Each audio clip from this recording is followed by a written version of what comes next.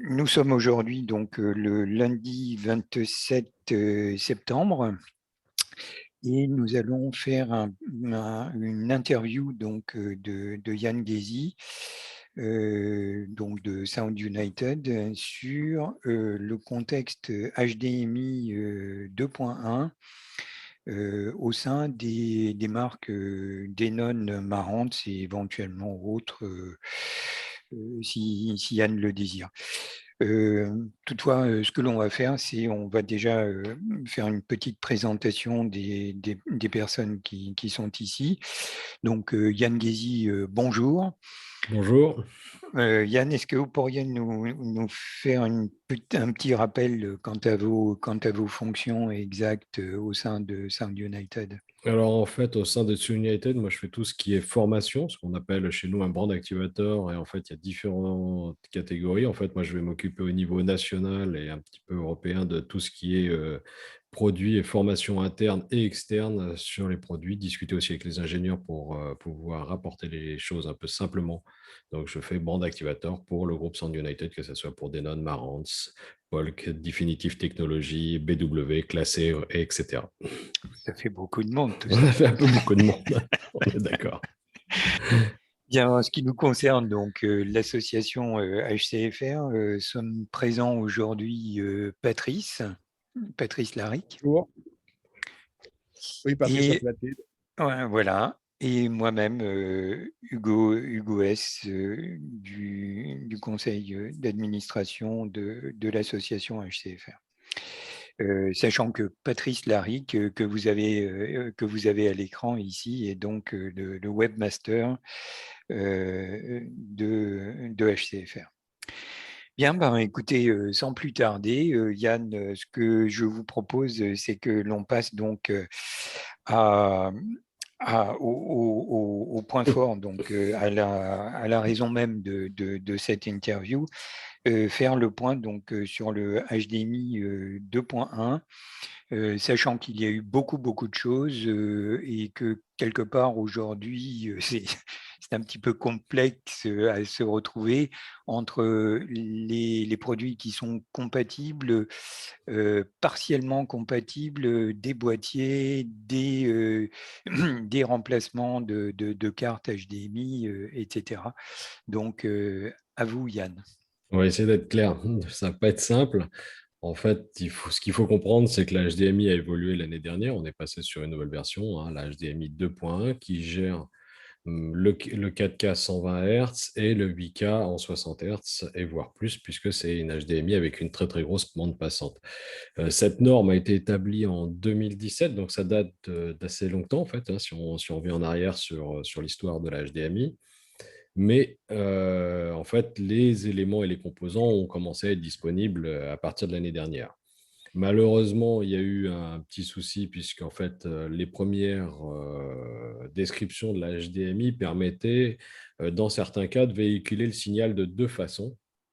Et en fait, c'était un peu compliqué. Donc, certains constructeurs ont fait d'une certaine façon, d'autres d'une autre façon dans la transmission, ce qui a généré en fait toute l'histoire qu'on a pu voir autour du HDMI 2.1, puisque certains disaient que c'était pas compatible avec certaines consoles next-gen. Donc on a eu un gros doute pendant quelques mois, puisque tous les tests qui avaient été faits chez nous en interne sur des simulateurs fonctionnaient parfaitement.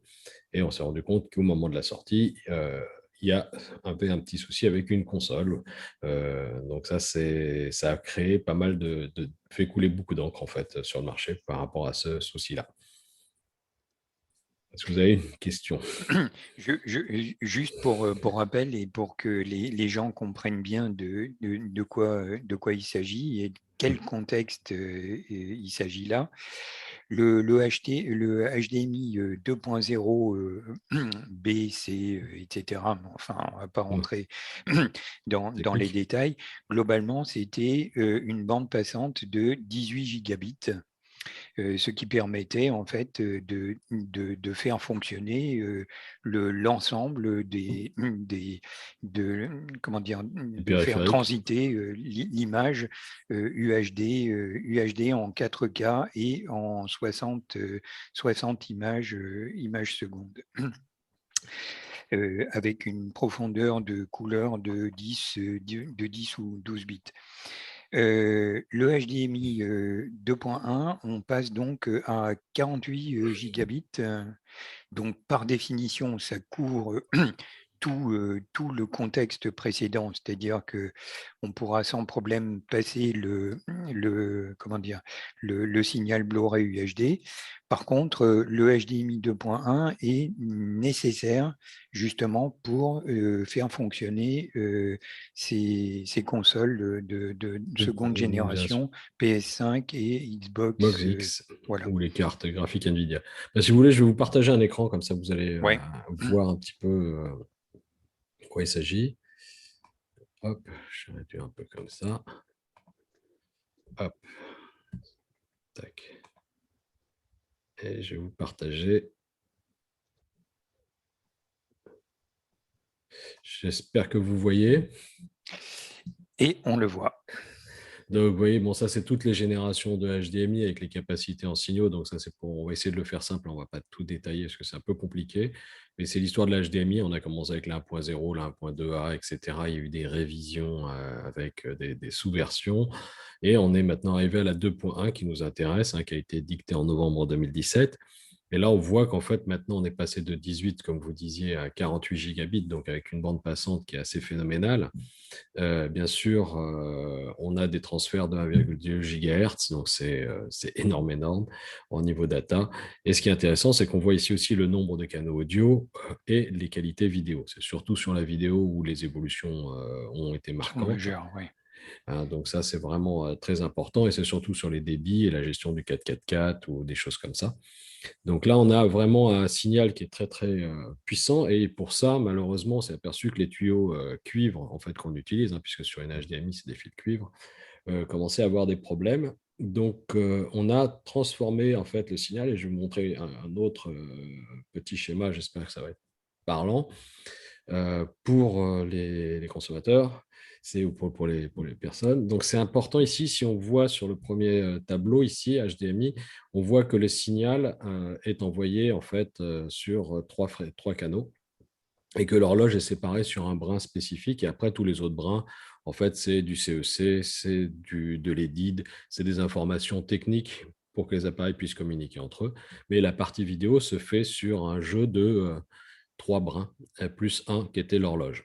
Donc ici, on voit l'horloge en bas pour synchroniser les trois. En fait, pour pouvoir gagner en énergie, pour pouvoir transmettre plus de signal, passer de 18 à 48 gigabits, en fait, le système a changé. Ça veut dire qu'on va utiliser les 4 bandes qu'on avait, les 4 autoroutes, on va dire simplement, pour envoyer le signal, et on va intégrer l'horloge dans tous les signaux.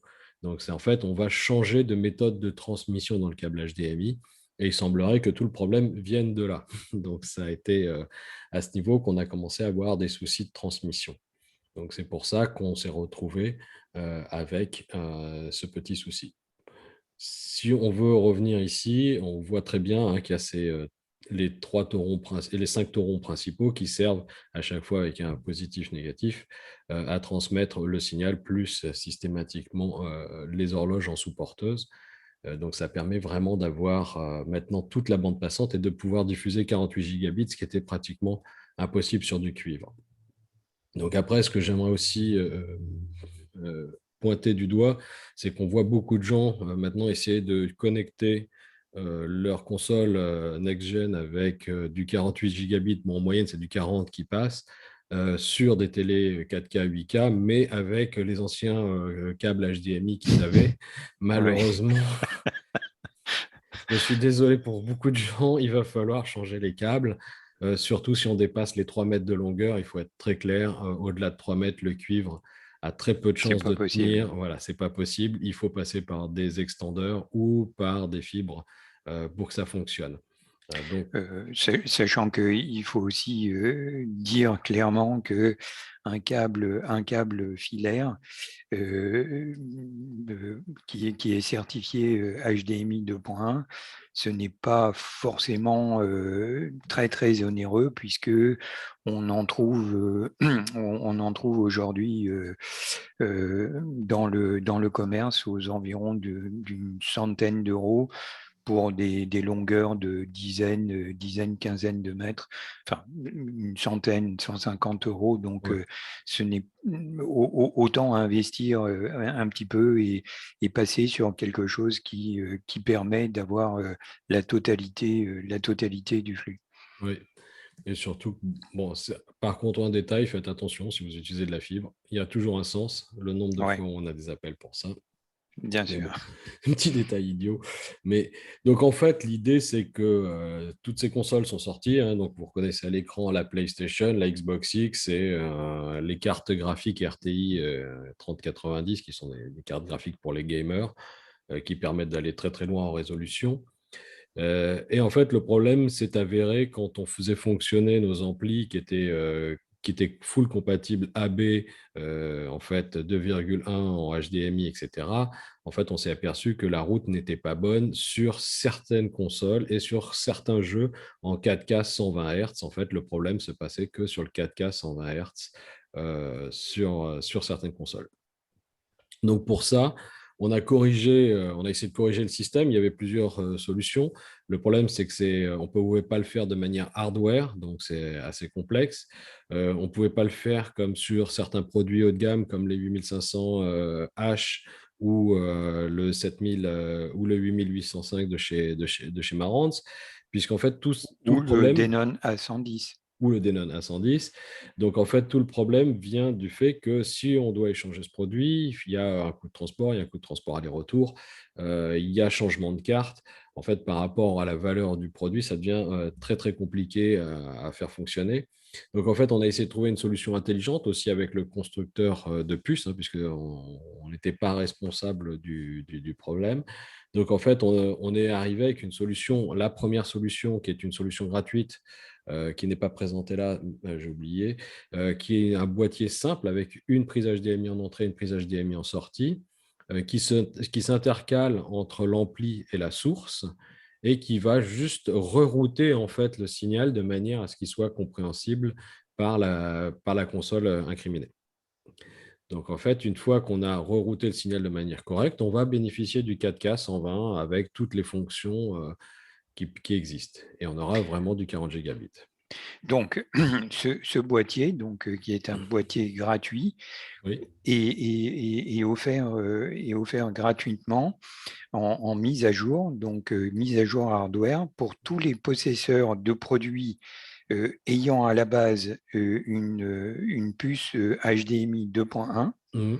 et donc qui, par le biais de ce boîtier, deviennent full compatibles dans tous les contextes de toutes les Box, consoles. console Voilà, qui existe à l'heure actuelle. En fait, d'accord. c'est tout simplement un recheminement du signal. C'est-à-dire que, comme je vous ai montré, dans un cas, on avait dans les spécifications, on a ce système d'horloge qui peut être ou sur les 4 bandes ou sur à part. Et en fait, à partir d'une certaine fréquence, il y a un doute. Donc, certains constructeurs ont choisi une méthode de transmission et d'autres une autre. Donc, une fois avec ce boîtier, on a toutes les méthodes de transmission qui passent. D'accord. Non, il va juste changer et intercaler. Donc ça, c'est l'avantage de ce boîtier, c'est qu'en plus, une petite info qui est intéressante, c'est que ce boîtier se connecte avec un petit chargeur USB pour être alimenté. On peut aussi utiliser la prise USB de l'ampli à l'arrière pour Mhm. l'alimenter, ce qui évite d'avoir un autre socket de prise, en fait, une autre prise secteur de prise. Et c'est complètement transparent pour l'utilisateur, hein. Le boîtier est assez petit, il suffit de le brancher derrière. Le gros bénéfice de ça, c'est qu'il n'y a pas de transport aller-retour, il n'y a pas d'ennui, il suffit juste de le commander sur le site, de rentrer son numéro de série et automatiquement, si ça vous dit si vous êtes éligible ou pas au produit. Pour ceux qui ont des produits plus récents, dès qu'ils vont rentrer le numéro de série, si le numéro de série dit que vous n'êtes pas éligible, ça ne veut pas dire qu'on va pas vous, c'est pas parce qu'on ne veut pas vous le donner, mais c'est parce que votre produit est déjà modifié en interne dans en fait le changement de série d'évolution avec le temps. Donc, à partir normalement des séries 70001, si vous regardez votre numéro de série derrière, votre produit n'a pas besoin d'être modifié, n'a pas besoin de ce boîtier. Il a déjà la puce modifiée en interne. D'accord. Donc ça, c'est un gros avantage. Le client peut tout de suite en bénéficier. Ensuite, c'est vrai qu'on a sorti maintenant un deuxième boîtier. Je pense que vous le voyez là à l'écran. Lui, il a 3 prises HDMI et une sortie. Ça, c'est pour ceux qui veulent upgrader leur produit avec 3 prises HDMI. Ça veut dire qu'on leur offre la possibilité via ce boîtier de transformer 3 de leurs prises HDMI de leur AVR en prises 4K 120 ou 8K 60. D'accord. Et ces prises sont télécommandables avec la télécommande intégrée ou Alors, il y a 2 choses. Je vais vous expliquer. Donc, vous voyez, le petit boîtier se branche derrière. Vous branchez la ouais. prise USB, pareil. Donc, vous avez vos 3 entrées et vous avez votre sortie. Vous pouvez ici mettre le remote flasher, le renvoi de télécommande de l'ampli. Donc, Mhm, c'est un mini jack mono. mhm. Ou vous utilisez la télécommande qui est fournie. Donc, ça, D'accord, c'est hyper simple. Ou tout simplement, vous allez choisir avec le contrôle de la VR ou le CEC. Vous avez les 2 modes. d'accord. Donc, tout est possible. La seule chose auquel il faut faire attention, c'est qu'en fait, ces prises vont remplacer les prises game, Blu-ray, et la troisième, je ne sais plus, je crois que c'est le CBLSat. Donc, ces 3 vont être remplacés sur l'ampli. Donc, automatiquement, quand vous allez appeler game, ça va appuyer sur la 1, sur la 2, etc. D'accord, d'accord. Il y a une petite vidéo en ligne qui explique bien ce que ça remplace en français sur la chaîne YouTube d'Enon. Et là, vous pouvez la voir. Je vous la transmettrai, comme ça, vous pourrez aussi la voir sur votre site et qui explique parfaitement comment configurer. D'accord, Et après, bien sûr, une fois qu'on met ce boîtier, il faut aussi rentrer dans les menus de la VR pour mettre le 4K Enhanced, etc., pour pouvoir bénéficier de toutes les fonctions. d'accord. Et là-dessus, on va retrouver la LLM, le VRR, tout ce que veut un gamer passe aussi à travers ce boîtier. Donc, pas de problème de latence, pas de problème de HDR, de Dolby Vision, etc. Tout passe. Est-ce que ça vous va? Génial. Ça me paraît très bien. Et donc, dernière possibilité, c'est de mettre à jour le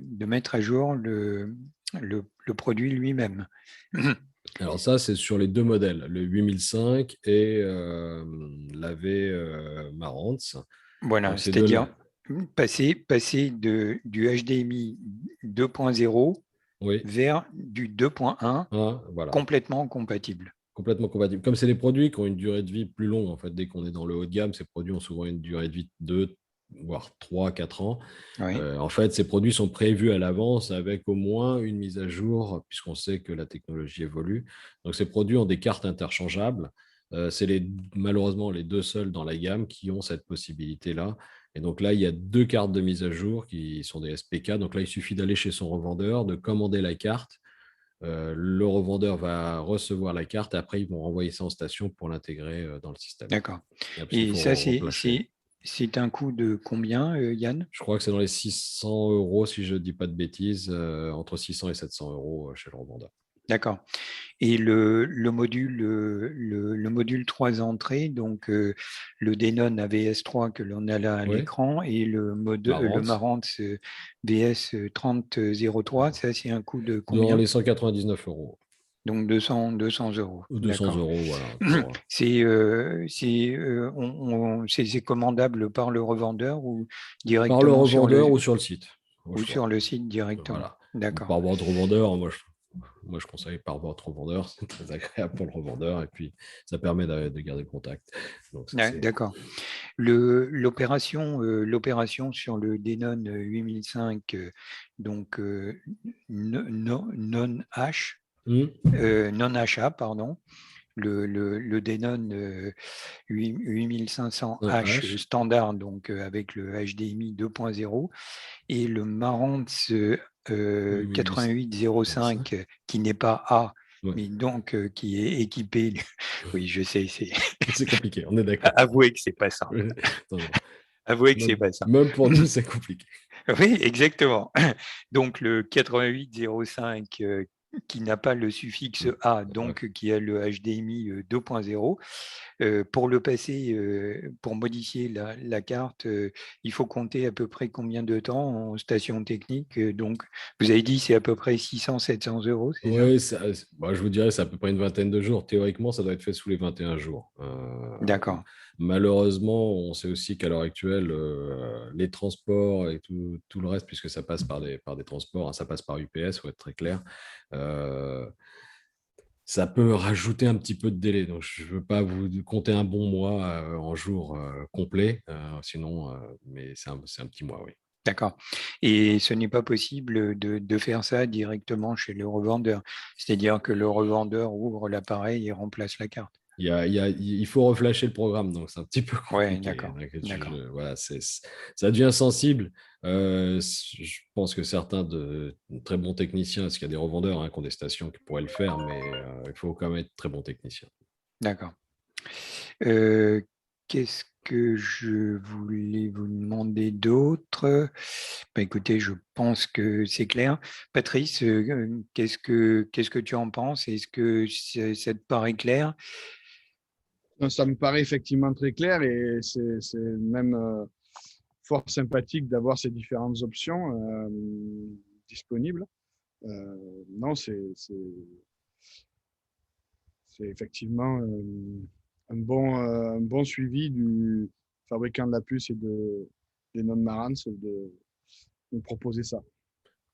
Alors, ce qu'il faut savoir, c'est que c'est vraiment du 8K, du HDMI 2.1, ça fonctionne en A et B et c'est du 40 GHz dans tous les cas. Donc, on a vraiment le signal complet. Ça peut marcher avec de la compression ou de la non-compression. Donc ça, je vous demande vraiment de regarder aussi, faites attention, parce qu'il y a beaucoup de puces sur le marché qui ne font pas de compression. Il y a beaucoup de puces qui ne montent pas en 40 gigas. C'est très important aussi pour l'avenir. Mais là, on a essayé de mettre tout ce qui était disponible à l'heure actuelle, en fait. C'est vraiment D'accord. les dernières puces possibles. Pourquoi 40 et pas 48, Yann? Parce qu'il n'y en a pas sur le marché. On aimerait bien avoir du 48, mais bon, le D'accord, 48 sera vraiment utile pour aller au-delà, pour aller dans le 10K et d'autres versions. Donc, avant qu'on y soit, je pense qu'il y en a encore beaucoup, beaucoup de temps. Du 8K à 60, ça sera déjà pas mal. d'accord. De souvenir, la différence entre le 40 et le 48, c'est une profondeur de couleur de 10 bits dans un cas et 12 oui, bits dans l'autre. exact, oui. Effectivement, faire un traitement de signal image 4K 120 Hz En 12 en, bits. en 12 bits, il faut que la carte vidéo soit vraiment Très, très performant. particulièrement musclée, ou que le jeu soit vraiment très, très, très bien conçu. Ouais.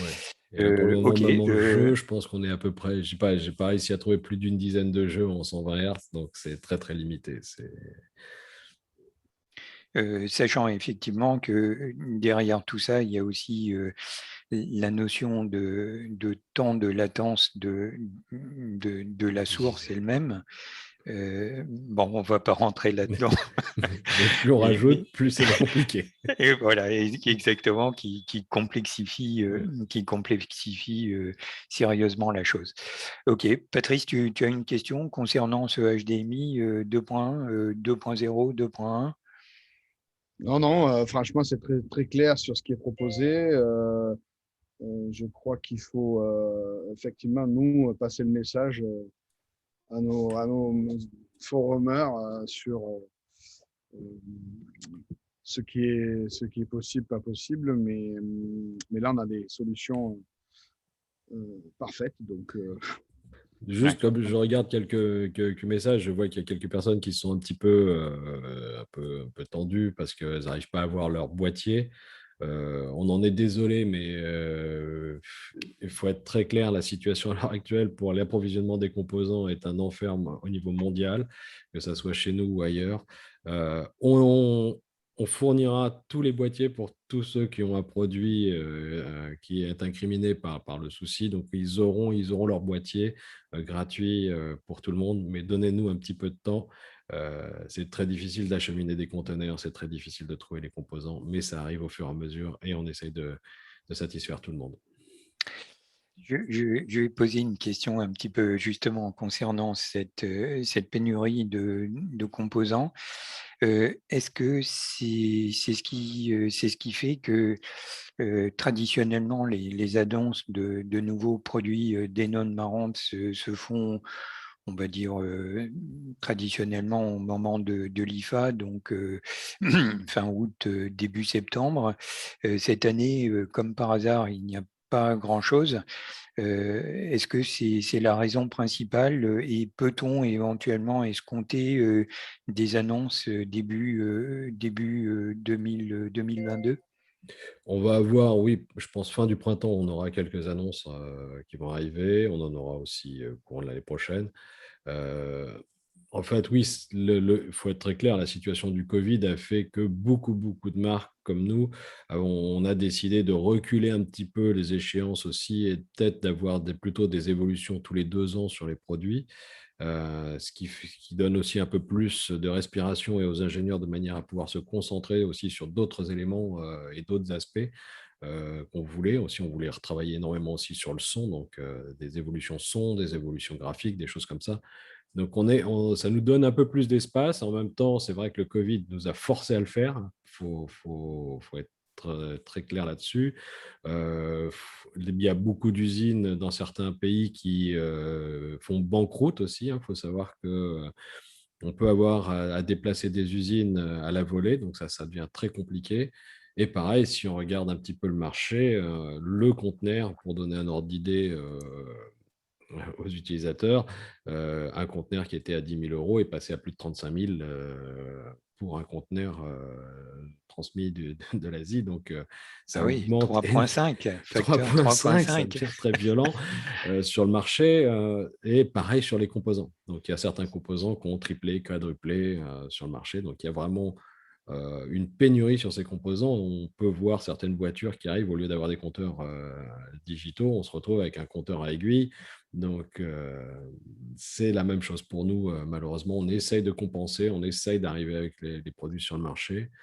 Pour le moment, on touche du bois parce qu'on arrive à livrer même plus que ce qui était prévu à la base, mais avec beaucoup de combats.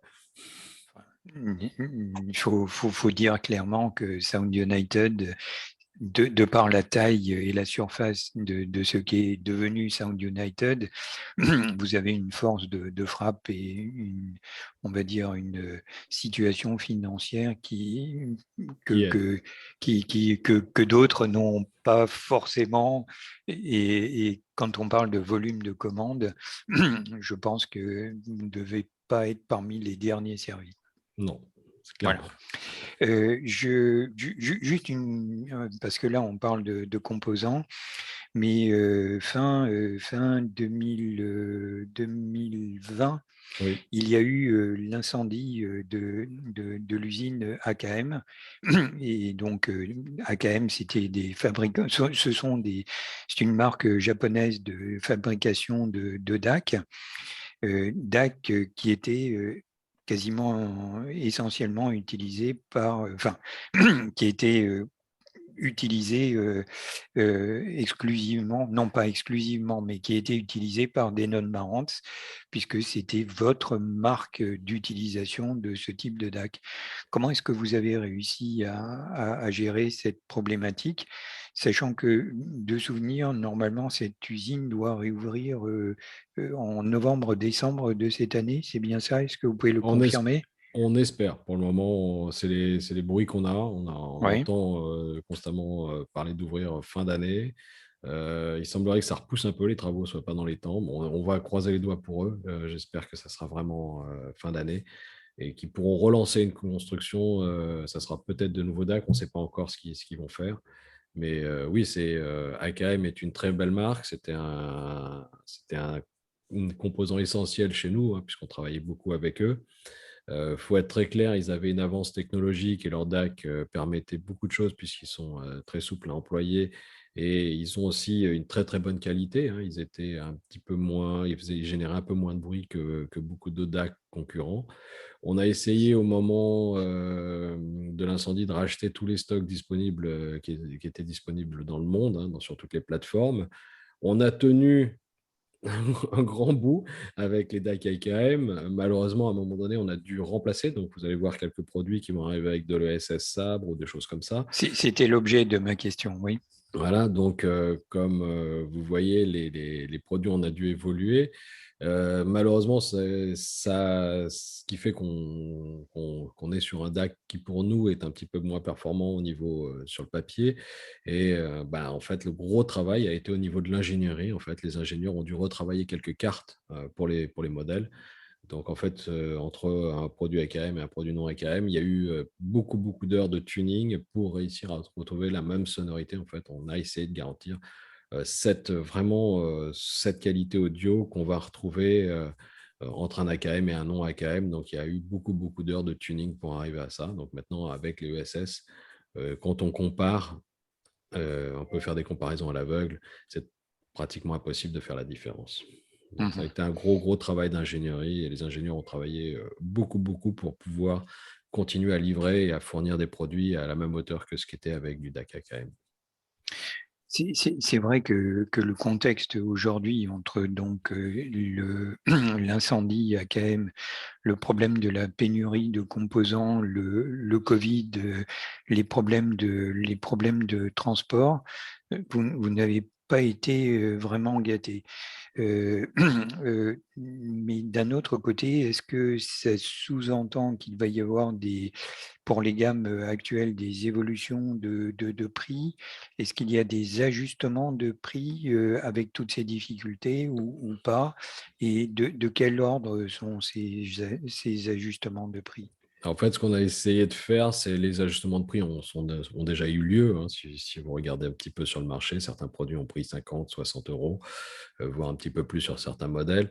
On a essayé de faire un ajustement global, en fait. On a essayé de faire un mix marge sur l'ensemble de manière à ce que les prix n'augmentent pas trop sur certains modèles, parce qu'il y a des modèles qui auraient dû augmenter de manière assez stratosphérique, on va être très clair. Donc, on a un peu lissé sur l'ensemble de toutes les gammes de produits qu'on a, parce qu'il y a des produits qui sont plus ou moins touchés par tous ces problèmes.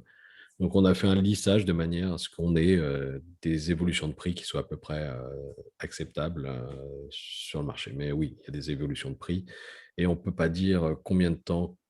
C'est très, très difficile. Là, on navigue à vue pour tout le monde, donc le marché est tendu, oui. Bien sûr. Ok, écoutez, je pense qu'on a fait vraiment le tour de la chose. Par contre, avant de se quitter, ce que je vous propose, nous sommes donc je l'ai dit, nous sommes aujourd'hui le 27 septembre. Le PAVS, donc le Paris Audio Video Show 2021, c'est dans un petit peu moins d'un mois, les 23 et 24, excusez-moi, je regarde un calendrier. Donc, tac, j'arrive pas avec. Donc, effectivement, c'est le 23 et 24 octobre. Est-ce que Sound United sera présent lors de cet événement parisien est-ce que vous pouvez nous en dire quelques mots déjà? On sera bien présent avec des nouveautés. On aura des nouveautés pas chez Denon et Marantz, mais on aura des nouveautés chez Bowers. Donc, vous aurez la possibilité d'écouter la nouvelle série 801, donc la 801 D4 et toute la série 800 de chez Marantz, de chez Bower Wilkins. Un autre produit connecté chez Bower Wilkins qui va être annoncé dès demain ou après-demain. Donc, vous allez pouvoir aussi découvrir un nouveau produit. Et bien sûr, on aura du Denon, du Marantz en écoute, des barres de son et des AVR. Donc, on sera là, on sera bien présent. D'accord. Est-ce que vous prévoyez une démo aussi, comment dire, aussi musclée que ce que vous avez fait en 2019 avec la La salle IMAX, non. Ouais, la salle IMAX. Non, malheureusement, cette année, on ne pourra pas.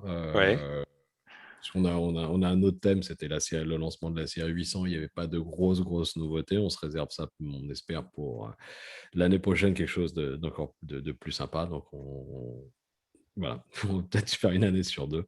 D'accord, d'accord.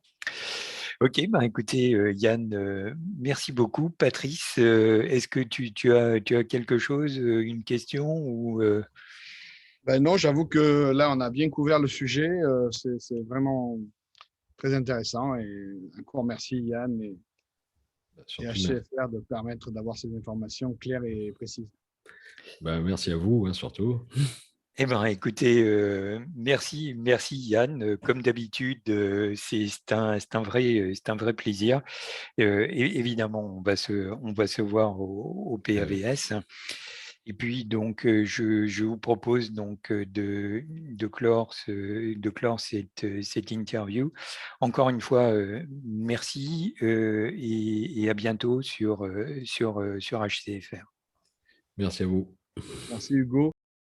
I'm not a stranger to excuses. Burned me once or twice. I